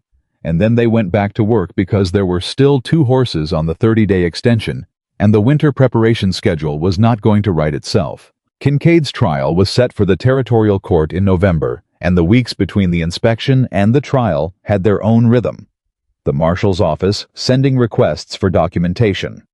Delia preparing the evidence file in the organized cross-referenced format that the territorial prosecutor had written to say was the most complete record of financial fraud he had received in 11 years of practice. The 3 other ranches that Kincaid had worked the same scheme against sent representatives to Laramie to add their own testimony, and one of them, a small operation run by a widow named Clara Marsh, whose situation had more parallels to Delia's Ohio history than either woman initially acknowledged, rode out to Sagebrush Crown to meet the woman who had broken the scheme open. Clara Marsh was 51 years old, compact and direct, with the look of someone who had learned to assess situations quickly because slow assessments had cost her. She shook Delia's hand in the ranch yard and said, "I heard you went through 11 months of feed invoices and found it in the margins." "In the line items," Delia said. "The margins were where he was careful. The line items were where he got comfortable." Clara looked at her for a long moment. "I lost nearly $400 to that scheme," she said. "My operation runs on $400 the way some people run on air." "The territorial court can direct restitution," Delia said. "The prosecutor believes Kincaid's asset holdings are sufficient." "Believing and getting are different things," Clara said. "They are," Delia agreed. "But we built the evidence to close that gap as much as evidence can close it." She paused. "Will you testify?" "I was planning to ride to Laramie for that purpose," Clara said. "I came here first because I wanted to meet the person responsible for giving me that option." Delia looked at her steadily. "You had the option before I arrived," she said. "You just didn't have anyone to show you where to look." That evening, after Clara had ridden back toward town, Wade found Delia standing at the far pasture fence with her notebook closed for once, and her eyes on the horses in a way that was not assessment, but something closer to appreciation. "You could have taken credit for that," he said. "For what?" she said. "For what you told Clara. You could have said, 'Yes, it was my work, I built the case, I gave you the option.'" "I could have," she said. "It would have been accurate." "But you didn't." She turned to look at him. "Pride in your own work is healthy," she said. "Needing other people to witness it is a different thing. I know what I did. I don't need Clara Marsh to say it back to me." He leaned on the fence rail beside her. "Where did you learn that?" "My father," she said. "He used to say that the horse doesn't care who watches you ride. The horse only cares how you ride." They stood together in the quiet for a moment. The evening was the particular blue of late September in Wyoming, and the horses were settling, and it was the kind of moment that gathers meaning without trying to. "I've been thinking about something," Wade said. She waited. "The women who come out here on the mail order arrangement," he said. "The agency sends them, and sometimes the man meets them, and sometimes he doesn't, and sometimes the arrangement falls apart on arrival, and the woman is left at the Laramie station with her trunk and no plan." "I know," Delia said. "I thought about that on the stagecoach coming in. What would have happened if you hadn't been there, or if you'd taken one look and turned around?" "The agency sends them back," Wade said. "Penniless usually, with nothing to show for the passage except the debt of it." "Yes," she said. "You were talking to Abigail last month," he said. "Before the inspection, about lodging." She was quiet for a moment, and he could see her deciding how much to say. "I mentioned to her that Sagebrush Crown might in time have room for women who arrived in Laramie without a reliable situation. Paid work, if there was work available. Respectable lodging while they sorted out their options." She paused. She didn't say no. "Abigail never says no to a reasonable idea presented by someone she respects," Wade said. "She said it might bring trouble," Delia said. "Men who expected the arrangement they'd contracted for and arrived to find the woman had other options." "Let them come," Wade said. He said it with a flatness that was not aggression, but was not negotiable either. "Sagebrush Crown is going to be the kind of place that can manage trouble." She turned to look at him fully, and in her expression was the thing he had been catching glimpses of for weeks. Something warm and unguarded and specific to him. Not to the ranch, not to the work, not to the situation they had survived together, but to him as a particular person she had come to know. "You mean that," she said. "I do." She was quiet for a moment. Then, "The breeding program is going to need additional hands by spring. Competent hands, not just willing ones. If some of those hands came from women who needed work and had skills, nobody bothered to develop because they were too busy noting their appearance." She stopped. Let the sentence complete itself in the air between them. "Then the program gets better workers," Wade said. "And the women get a real start." Delia looked out at the pasture again. "I want to call it a training program," she said. "Not charity, not assistance. A training program with wages and standards, and a record that means something when you take it to the next employer." "What would you teach them?" he asked. "Horse care, stable management, basic accounting. The difference between a healthy animal and one that's being covered for." She paused. "What I know." He looked at her profile in the evening light and understood that this was not a new idea. This was the idea she had been carrying since before she arrived, the one that had been running parallel to everything else, waiting for the right conditions to say it aloud. "You came west to build this," he said. "I came west to build something real," she said. "This is what real looks like now that I can see the shape of it." He did not say the thing that was pressing against the back of his teeth, because the timing was still not right, and he knew it, and she would know it too if he said it before it was, and that mattered more than the urgency of saying it. "Then we build it," he said instead. She nodded, and the moment held itself quietly, and the horses in the pasture moved in the dusk, and Sagebrush Crown breathed around them with the steadiness of a place that has survived its worst season and come into something better. November brought the trial, and the trial brought 3 days of testimony in the Laramie Territorial Courtroom that the local newspaper described as the most thoroughly documented fraud case the territory had seen, which was accurate because Delia had documented it that way on purpose. She sat in the gallery on all 3 days, not because she was required to, but because she had built the case and she wanted to see it delivered. Kincaid's lawyers were skilled and expensive, and did everything lawyers do when the evidence is sound. They questioned credibility, challenged methodology, implied that a woman's accounting records could not be considered reliable in a financial matter of this magnitude. The territorial prosecutor put Delia on the stand. She sat in the witness chair with her hands folded and her posture exact, and she answered every question put to her with the precision of someone who has prepared not for the purpose of impressing anyone, but because precision is what the truth deserves. When Kincaid's lawyer suggested that her accounting methods were unconventional, she explained her methods in terms so clear and sequential that 3 of the 12 jurors nodded along without realizing they were doing it. When he implied that a woman who had arrived in Wyoming as a mail-order bride could not be considered a disinterested party, she said without altering her tone, "My financial interest in Sagebrush Crown is a matter of territorial record, which I will note precedes this trial by 6 weeks. I documented the fraud because the evidence existed, not because of my interest in the outcome." Kincaid's lawyer sat down. The jury deliberated for 4 hours. Guilty on all charges: fraud, theft, conspiracy, arson. Restitution to be paid to 4 affected ranching operations with priority to those whose losses had been most severe relative to their operating margins, which put Clara Marsh's $400 at the front of the payment order. Lloyd Tabor received a reduced sentence in exchange for his complete and documented testimony. He would serve 8 months and emerge with a record that would follow him, which was the consequence of the choice he had made, and not a thing. Wade spent time either celebrating or lamenting because the energy for that had gone somewhere more useful. After the verdict, Wade found Delia outside the courtroom on the steps, her coat pulled against the November air, watching the people moving on the Laramie street below, with the expression of someone who has just set down something heavy and is noticing how it feels to have empty hands. "It's done," he said. "Yes," she said.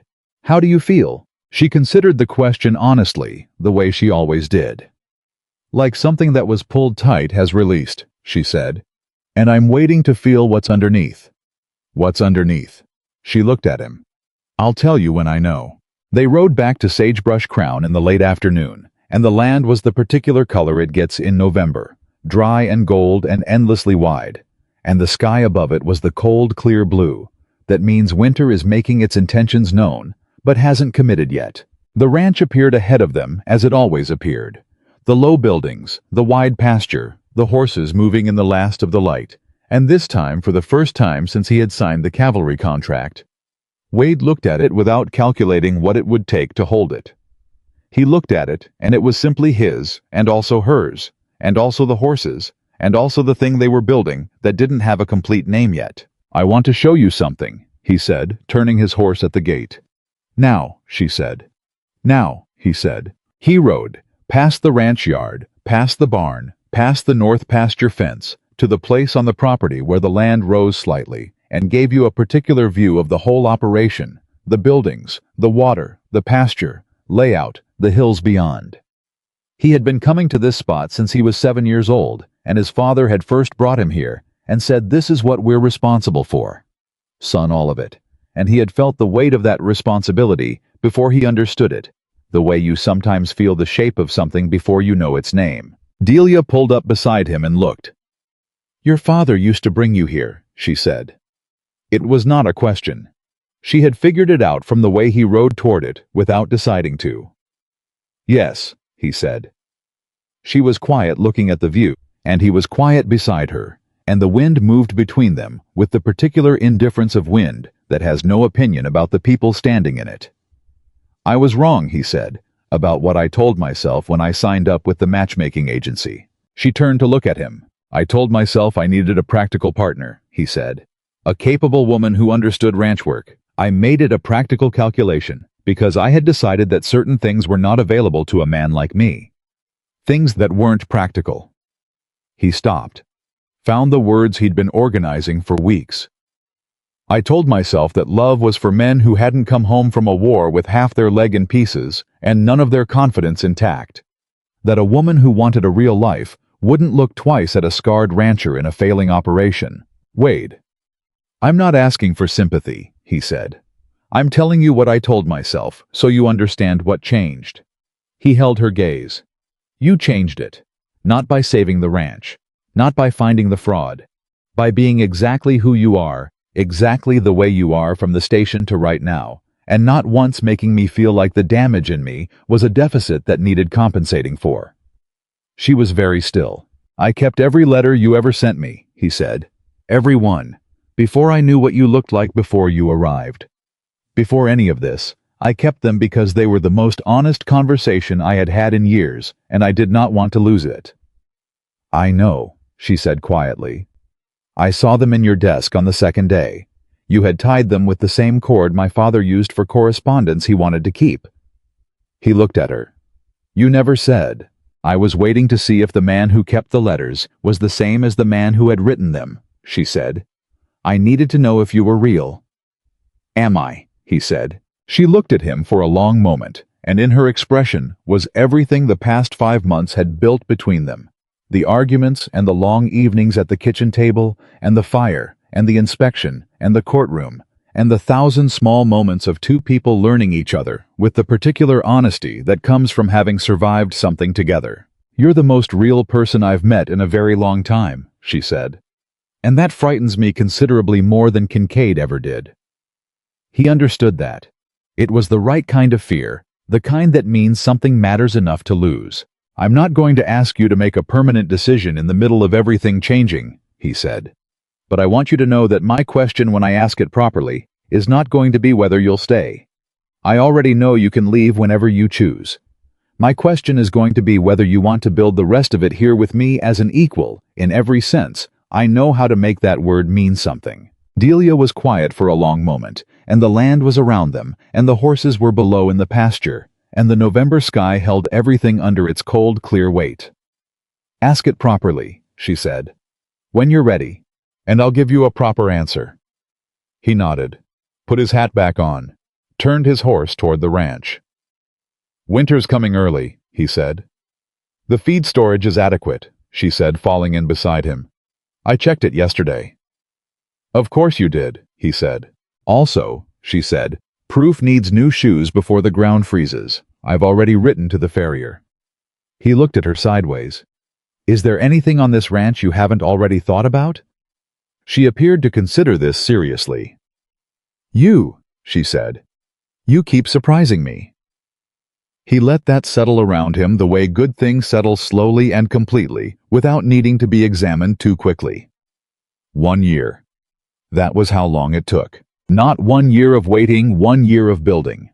1 year of the breeding program establishing its reputation of Proof's bloodline, producing the first foal of the spring, with the same calm temperament and the clean-limbed endurance that Delia had predicted from his confirmation on day 1.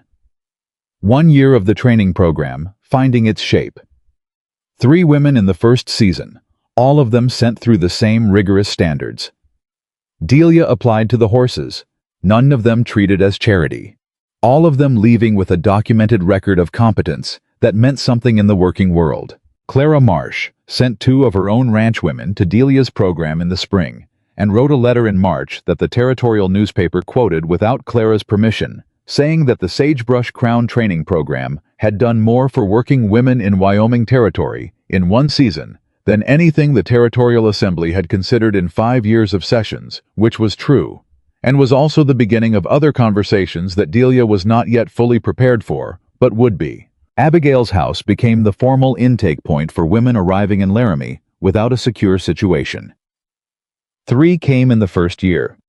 1 stayed at Sagebrush Crown for the training program. 1 found work in Laramie proper with the documentation her training provided.